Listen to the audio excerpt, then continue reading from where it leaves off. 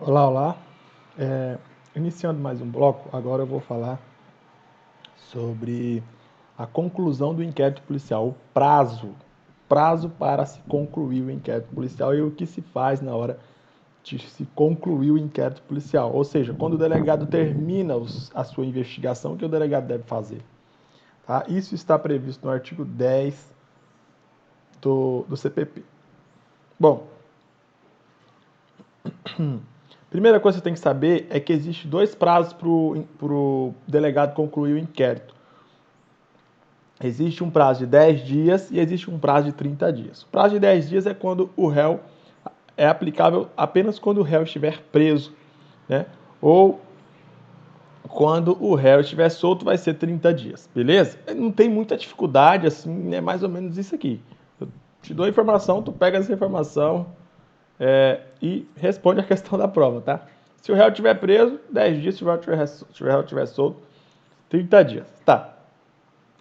O que a banca costuma cobrar é o seguinte: beleza, o cara tá preso, o prazo é 10 dias, tá, mas aí vai contar desde quando esse prazo de 10 dias?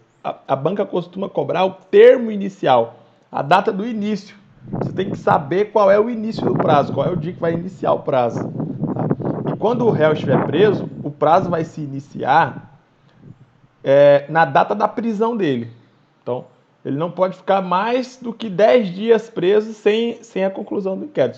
Se o inquérito for concluído em 10 dias depois da prisão, o delegado vai enviar o relatório do inquérito para o juiz e está tudo resolvido. O cara pode continuar preso.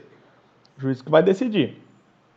Agora, se o delegado extrapolar o prazo de 10 dias e o réu estiver preso, aí automaticamente deverá se providenciar a soltura do réu. A soltura do indiciado, a soltura do investigado, na verdade, tá? Então é isso. Esse prazo de 10 dias, ele não pode ser prorrogado. Ele não admite prorrogações, porque envolve a liberdade de uma pessoa que provavelmente pode ser inocente. Ela pode ser até culpada, mas a presunção é de que ela seja inocente. Tá beleza? Ok. Agora, o prazo de 30 dias aplicável para quando ele estiver solto é um prazo que pode ser prorrogado a critério do juiz quantas vezes for necessário. Porque aí o cara tá solto, a liberdade dele não está em jogo. Tá beleza? Tranquilo? Aí eu te pergunto o seguinte: existem algumas exceções? Sim, existem várias exceções previstas em algumas leis federais e etc, etc. O fato é, eu não vou falar das exceções, porque as exceções não vai cair na tua prova do Tribunal do Amazonas, porque lá no Tribunal do Amazonas, o edital prevê só o Código de Processo Penal, e o prazo de inquérito no Código de Processo Penal é 10 dias ou 30 dias. As exceções estão previstas em outras leis. Por exemplo, tem uma exceção que está prevista no Código Processual Penal Militar. Vai cair Código de Processual Penal Militar no concurso de tribunal? Não vai, então eu não vou cobrar. Então eu não vou analisar, eu não vou passar essa informação para vocês. Porque é o seguinte: concurso, você tem que ter o mínimo de informação possível sobre um assunto, porque são inúmeros assuntos, são muitos assuntos, tá bom? Então, lembre-se, 10 dias réu preso, 30 dias réu solto. Tranquilo? Eu vou citar dois exemplos aqui só para você perceber com mais concretude o artigo 10, tá? Aliás, quando a gente vai ler o artigo 10 daqui a pouco. Quando eu estiver lendo o artigo 10, você tendo esse entendimento em mente, fica bem mais fácil você ler o artigo 10, tá beleza? Então vamos lá. Ó, exemplo. João sofreu prisão em flagrante. Deixa eu aumentar o zoom aqui para ficar um pouco melhor. Aí. Isso, pronto. Ó, João sofreu prisão em flagrante no dia 1 de 2010. E nesse dia, sua prisão foi convertida em prisão preventiva. Beleza. Assim, em um outro bloco, eu vou explicar o que é prisão preventiva, o que é prisão temporária, o que é prisão em flagrante, e etc, etc, etc. Porque esse assunto também está no edital, tá? E ele costuma ser bastante cobrado pela CESP. Beleza, eu vou explicar o que vem a ser essa prisão preventiva, prisão em flagrante e tudo. Agora, você só precisa saber que o réu, no meu exemplo, o indiciado, o investigado, foi preso em flagrante, ele estava cometendo o crime, aí a polícia chegou na hora e prendeu ele. Isso é prisão em flagrante. Aí quando ele é preso em flagrante, ele é encaminhado para a delegacia, lá vai ser lavrado o auto de prisão em flagrante, o APF. E depois que for lavrado o auto de prisão em flagrante, o delegado tem que comunicar o auto de prisão em flagrante e enviar para o juiz tomar ciência da prisão. Quando o juiz receber o auto de prisão em flagrante, o que ele vai fazer? Ele vai olhar e vai verificar se realmente aquele flagrante foi feito de forma regular, foi feito de forma válida. Se está tudo ok, o flagrante, aí, aliás, se o juiz detectar que o flagrante tem vícios, está ilegal, o juiz vai relaxar a prisão imediatamente, seja o cara culpado, seja o cara inocente. O juiz vai relaxar a prisão, se o flagrante tiver vício. Se o flagrante estiver ok, aí o que o juiz vai fazer? Aí ele vai analisar se ele mantém o flagrante, ou se ele... Aliás, se ele mantém o flagrante, não. Ele vai analisar se ele mantém a prisão, aí ele vai ter que converter o flagrante em prisão preventiva, porque o flagrante, ele não pode durar mais do que 24 horas, tá bom? O cara só pode ficar preso em flagrante por 24 horas. Depois, só pode ficar na prisão por 24 horas. Depois, o juiz vai ter que soltar, ou o juiz vai ter que determinar outra medida cautelar, ou vai ter que determinar a prisão preventiva. O juiz tem essas três opções, né? O juiz recebe o auto de prisão em flagrante, se a prisão estiver tudo ok, ou ele vai analisar para ver se pode soltar o cara. Se não for possível soltar, ele vai analisar para ver se pode aplicar outra medida cautelar para o cara, sem ser a prisão. Se não for possível, aí ele vai analisar se seria razoável, se seria conveniente aplicar a prisão preventiva. Beleza? Enfim, voltando aqui. Em um outro bloco eu explico isso. Mas agora você tem que saber o seguinte. João sofreu prisão em flagrante no dia 1º de janeiro de 2010.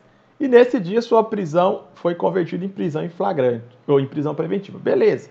O juiz entendeu que ao invés de soltá-lo, deveria manter a prisão e converter o flagrante em preventiva. Beleza. O delegado, ele terminou o inquérito e fez o relatório do inquérito para o juiz, enviou para o juiz o relatório no dia 10 de janeiro.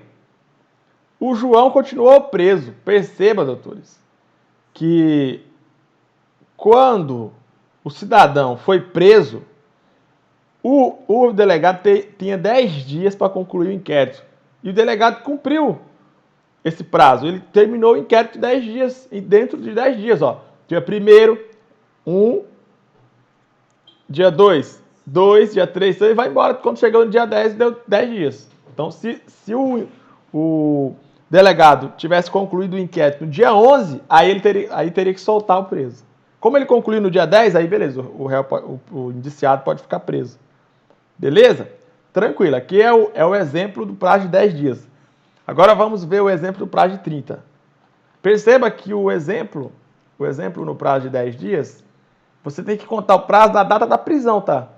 Não é da data do início do inquérito, é da data da prisão. Beleza? Ok. Aí vamos ver aqui, ó, outro exemplo.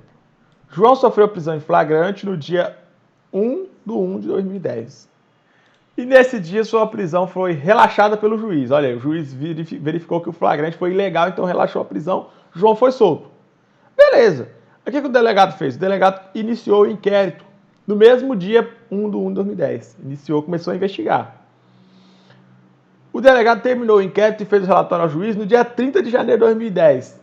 O João continuou solto, normal, tranquilo. Perceba que o delegado cumpriu o prazo de 30 dias. Tá? Se o delegado tivesse extrapolado, tipo assim, vamos supor, o delegado está investigando, aí é uma investigação muito complexa e tudo mais, o delegado poderia solicitar a prorrogação. No dia 30 de janeiro, o delegado poderia solicitar uma prorrogação para o juiz, e o juiz poderia prorrogar o prazo de 30 dias quantas vezes o juiz entendesse que fosse necessário. Tá beleza? Então, assim, não tem muita dificuldade no artigo 10 do CPP. Prazo para conclusão do inquérito policial, você não encontra muita dificuldade nisso. Tá? Vamos agora ler o artigo 10 para você ver como é muito tranquilo. É muito tranquilo. Veja só. O que acontece quando o delegado concluiu o inquérito? Olha só. O inquérito deverá terminar no prazo de 10 dias. Perfeito. Se o indiciado tiver sido preso em flagrante ou estiver preso preventivamente. Ou seja, no caso de prisão preventiva, no caso de prisão em flagrante, no caso de prisão preventiva, 10 dias. O réu está preso 10 dias para concluir o inquérito. Simples assim. Aí vem, ó. Contado o prazo nesta hipótese a partir do dia em que se executar a ordem de prisão. Quando o cara for preso, é nesse dia que começa a contar. Então, se o cara foi preso no dia 1º, o delegado iniciou o inquérito no dia 5, né? O delegado tem que concluir o inquérito até o dia 10, senão vai ter que soltar o indiciado. Perceba que você não conta o prazo de 10 dias do dia que iniciou o inquérito, mas sim do dia que foi preso o cidadão. Beleza. Ou deverá terminar no prazo de 30 dias, quando estiver solto o indiciado, mediante fiança ou sem ela. Beleza? Aí eu vou logo pro parágrafo 3º para você ver a possibilidade de prorrogação do prazo de 30 dias. Olha só. Quando o fato for de difícil elucidação e o indiciado estiver solto, a autoridade poderá requerer ao juiz a devolução dos autos para ulteriores diligências que serão realizadas no prazo marcado pelo juiz.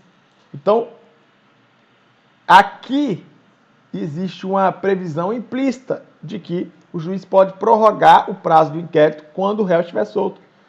É tipo assim, passa 30 dias, o delegado envia o inquérito para o juiz e fala, olha, excelência, eu não consegui terminar tudo o inquérito porque é uma investigação muito complexa. Então, eu estou enviando o inquérito para Vossa Excelência decide aí se eu posso continuar investigando. Aí o juiz vai prorrogar o prazo ou não vai prorrogar o prazo, a critério do juiz. E aí o juiz devolve os autos do inquérito para o delegado continuar investigando. Tá beleza? É isso que está dizendo o parágrafo 3º. Aí vamos para o parágrafo 1º, olha só. É o relatório. O parágrafo 1º está falando do relatório. A autoridade fará minucioso relatório do que tiver sido apurado e enviará os autos ao juiz competente. Até que tudo bem, né? Terminou o inquérito, envia o processo para o juiz, o inquérito para o juiz. Aí o parágrafo 2º para finalizar.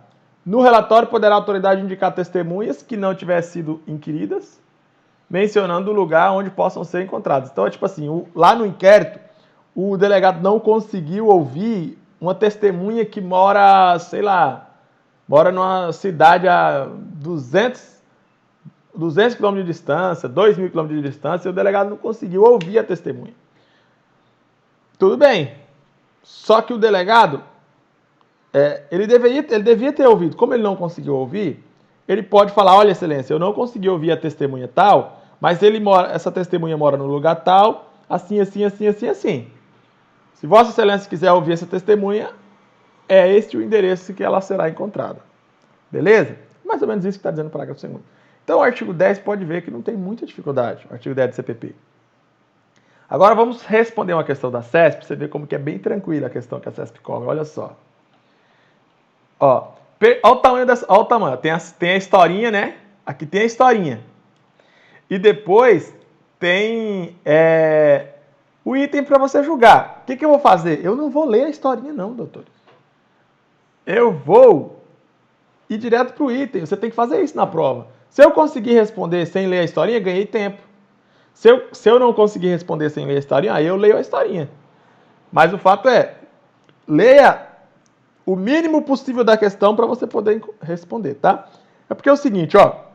Quando você vai fazer prova da CESP, o seu objetivo é achar o erro da questão. Tá bom? Seu objetivo é achar o erro da questão. Porque se você achou o erro da questão, qualquer errinho que você achar, marca errado e próxima questão. Marca errado e próxima questão. Tá? O seu objetivo não é descobrir se a questão está certa, é descobrir se a questão está errada, tá bom? Porque aí você consegue responder mais questões com menos tempo. Beleza, então vamos lá.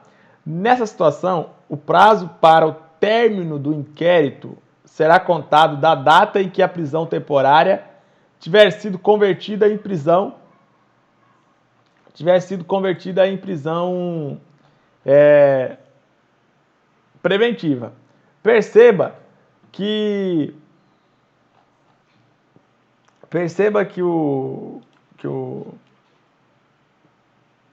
o caso aqui é um caso que você teria dúvida se você não lesse a historinha. Vamos ler a historinha então. Vai ser necessário, infelizmente, ler a historinha. Tá bom? Vamos lá então. Ó, veja só a historinha. Pedro teve a sua prisão temporária decretada no curso de uma investigação criminal. Beleza, prisão temporária. Tá. Ao final de 5 dias, o Ministério Público requereu a conversão da prisão em prisão preventiva. Então o cara estava preso temporariamente e aí o Ministério Público, depois de 5 dias, pediu para converter a prisão em preventiva, porque não poderia mais continuar preso temporariamente, tinha que ser convertido em preventiva, porque a prisão preventiva, só para você saber, ela não tem prazo. Ela não tem prazo para acabar. É o juiz que vai dizer qual é o prazo dela.